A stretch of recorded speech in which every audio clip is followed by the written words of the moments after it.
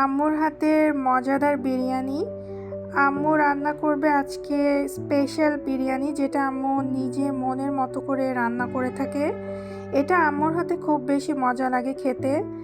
তো আম্মু সব কিছু রেডি করে নিচ্ছিল। আম্মু মশলাটা বেটে নিচ্ছিল। আম্মু বলে যে যে কোনো খাবার মশলাগুলো যদি বেটে রান্না করা হয় সেটার স্বাদটা নাকি দ্বিগুণ হয়। আর আসলে সত্যিই তাই। আমিও এটা খেয়াল করে দেখেছি যে আসলে টেস্টটা খুব বেশি পাওয়া যায়।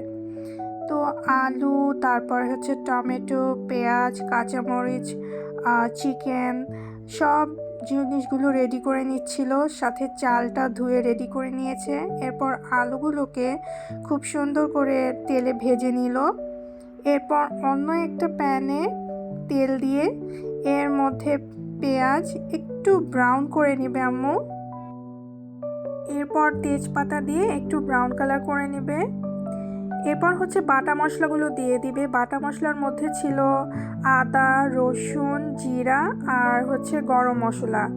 এরপর হচ্ছে লবণ আর মরিচের গুঁড়া, এগুলো দিয়ে সাথে আলু ভেজে রেখেছিল সেটা আর চিকেন একসাথে ভালোভাবে কষিয়ে নিবে একটু। তারপর চাল আর মটরশুঁটি আর হচ্ছে কাঁচামরিচ, এগুলো একসাথে দিয়ে ভালোভাবে নেড়ে ভালোভাবে কষিয়ে নিবে। এরপর হচ্ছে পরিমাণ মতো গরম পানি দিয়ে দিবে। এরপর ঢেকে দিবে।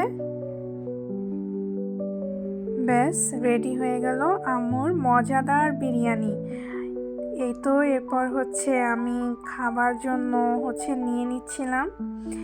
খুব টেস্ট হয়েছিল।